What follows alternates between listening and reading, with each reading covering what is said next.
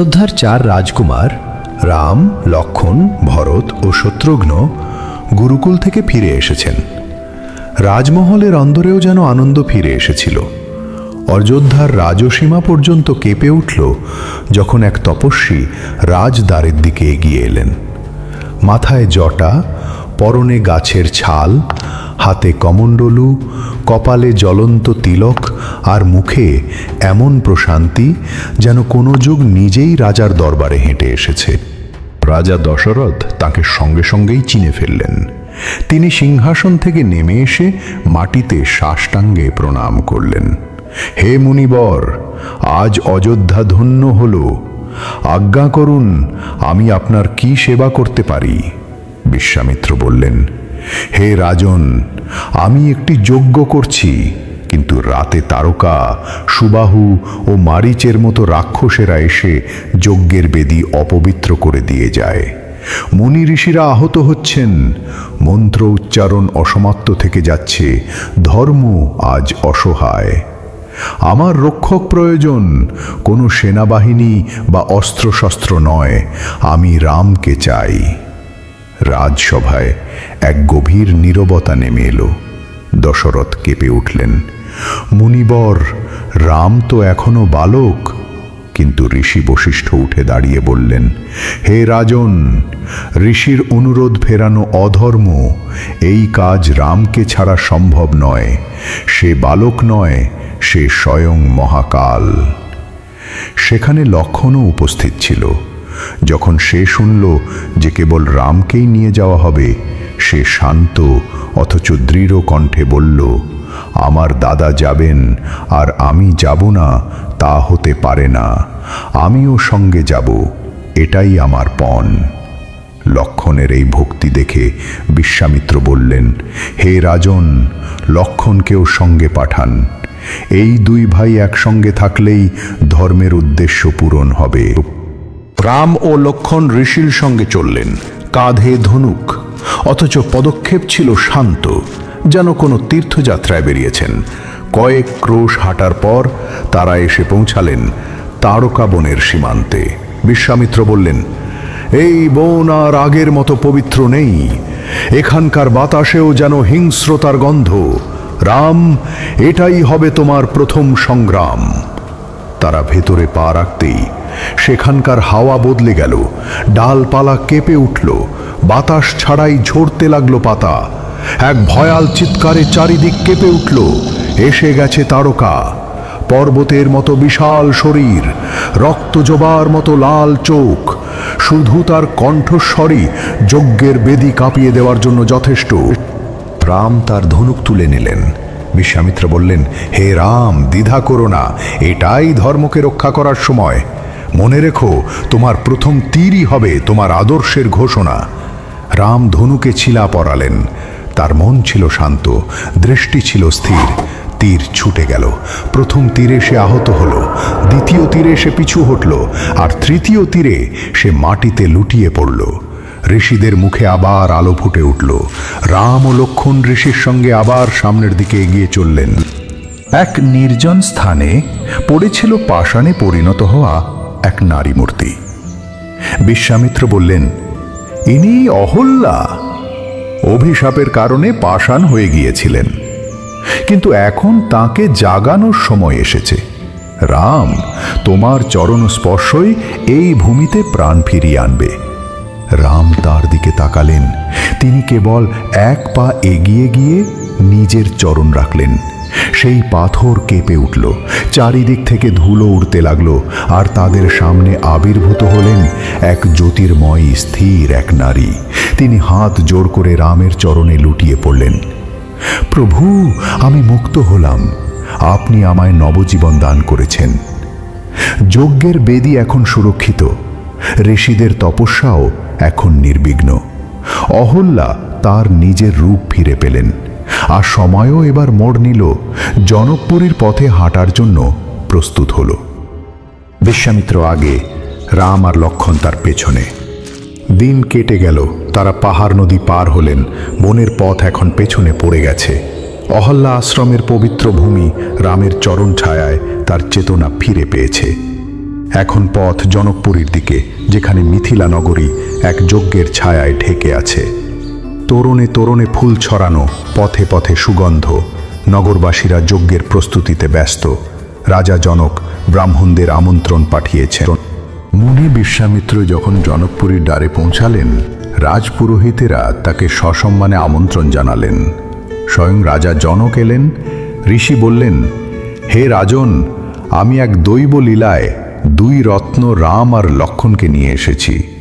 এদের দেখলে নগরের ভাগ্য জেগে উঠবে। এই শুনে রাজা জনক আনন্দে ভরে উঠলেন এবং তারপর তাদের বিশ্রামের ব্যবস্থা করে দিলেন।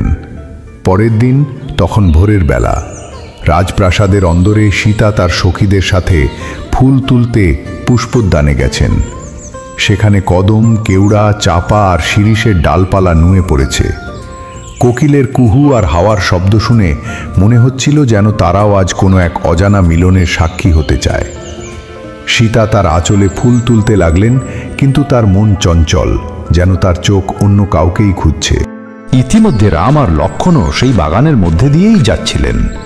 রামের চলার গতি ধীর হয়ে এসেছিল, লক্ষণ তার পেছনেই ছিলেন।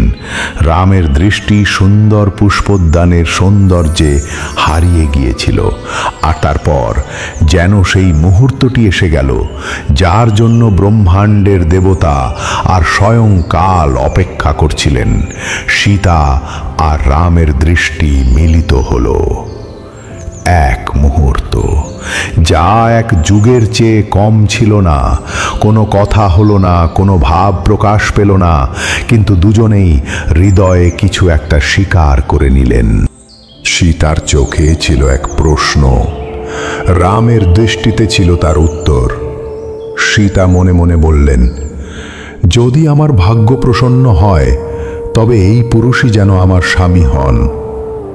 আর সেই মুহূর্তে তার চোখের সামনে থেকে একটি ফুলের পাপড়ি ঝরে পড়ল, যা তার মনের কথা সেই বাতাসে পৌঁছে দিল, যে বাতাস রামের পোশাক ছুঁয়ে যাচ্ছিল। তার সখীরা হাসল। দেবী সীতা, আপনি তো ফুল তুলতে এসেছিলেন। সীতা চমকে উঠলেন। রামও নিজেকে সামলে নিলেন। লক্ষণ হাসলেন। দাদা, এবার কি এগোনো যায়? রাম তার দৃষ্টি নামিয়ে নিলেন, আর দুজনেই নিজেদের পথের দিকে ঘুরে দাঁড়ালেন। আর সেই সন্ধ্যায় জনকপুরীতে এক ঘোষণা করা হলো, আগামীকাল সকালে শিব ধনুকের স্বয়ম্বর হবে। যে বীর এই ধনুক তুলে তা ভাঙতে পারবেন, তিনি সীতাকে অর্জন করবেন।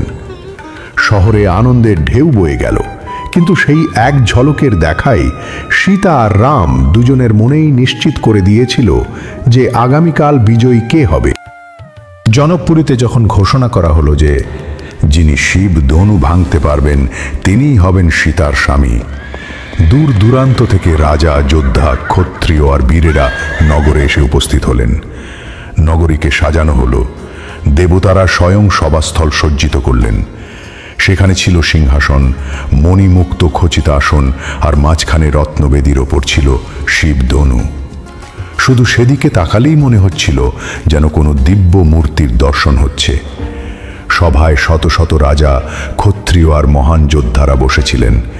প্রত্যেকেই নিজ নিজ বৈভবে সজ্জিত, শক্তিতে পরিপূর্ণ, আর সকলের মনে একটাই ইচ্ছা, সীতা। রাজা জনক রাজকীয় মহিমায় সভাকে সম্বোধন করলেন। আমি বৈদিক আচারে যোগ্য বরের সন্ধান করেছি। এই শিবধনু কঠিন, কিন্তু এর খ্যাতি বিশ্বজুড়ে। যে এটাকে তুলে ছিলা পরিয়ে ভাঙতে পারবে, সেই সীতার স্বামী হবে। আর তারপর একে একে রাজারা এসে চেষ্টা করলেন। কেউ ধনুক স্পর্শ করলেন, কিন্তু নাড়াতে পারলেন না। কেউ টানার চেষ্টা করলেন, কিন্তু তাদের বাহু কেঁপে উঠল।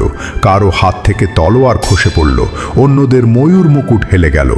সভায় এক নীরবতা ছড়িয়ে পড়তে লাগল। সভায় হতাশা বাড়ল, আর জনক দুঃখিত হলেন। তিনি বললেন, পৃথিবী কি বীর শূন্য হয়ে গেছে? আমি সাধারণ পিতা নই, আমি ক্ষত্রিয় ধর্মের রক্ষক। মুনি বিশ্বামিত্র রামের দিকে তাকালেন। রাম সভার এক কোণে দাঁড়িয়ে, না তার পোশাকে কোনো আড়ম্বর, না তার মুখে কোনো ব্যগ্রতা। বিশ্বামিত্রের ইশারায় তিনি এগিয়ে গেলেন। কাঁধ সোজা, ঘাড় নত, কিন্তু প্রতি পদক্ষেপে ছিল আত্মশক্তি আর সহজাত বিশ্বাস। সভায় এক চাঞ্চল্য সৃষ্টি হল, সবাই তার দিকে তাকালো। লক্ষণ পেছনে দাঁড়িয়ে, কিন্তু তার চোখ কেবল এক জায়গায়, রামের চরণে। রাম মঞ্চে পৌঁছলেন। তিনি ধনুকের দিকে তাকালেন, অবজ্ঞা ভরে নয়, ভয়েও নয়, কেবল শ্রদ্ধার সাথে। দেখুন সবে রঘুনাথের কৃপাদৃষ্টি, সহজেই তুলে ভেঙে ফেলবেন, যেন তা অবলীলায় করারই ছিল। তিনি দুহাতে ধনুকটি তুলে নিলেন। কোনো কথা নেই, কোনো শব্দ নেই, কোনো প্রতিধ্বনি নেই। কোনো কথা নেই, কোনো শব্দ নেই, কোনো প্রতিধ্বনি নেই। সভার শ্বাস রুদ্ধ। তারপর যেন স্বয়ং ব্রহ্মাণ্ড তার শ্বাস রোধ করল, আর রামধনুকে ছিলা পরাতেই তা ভেঙে গেল। মাটি আকাশ সব কেঁপে উঠল। এক গর্জন প্রতিধ্বনিত হল, এমন এক শব্দ যা কোনো যুদ্ধক্ষেত্র তৈরি করতে পারেনি। সভাস্থল কেঁপে উঠল, আর সভা স্তব্ধ হয়ে গেল। দেবতা, অসুর আর ঋষিরা সবাই একযোগে বলে উঠলেন, জয় শ্রীরাম। দেবতারা পুষ্পবৃষ্টি শুরু করলেন। রাজা জনকের চোখ জলে ভরে গেল। তিনি তৎক্ষণাৎ বললেন, এখন আর কোনো সন্দেহ নেই, এই পুরুষই আমার কন্যার যোগ্য। সভার এক প্রান্ত থেকে সীতাকে ডাকা হলো। সীতা হাতে বরমালা নিয়ে ধীরে ধীরে হেঁটে এলেন।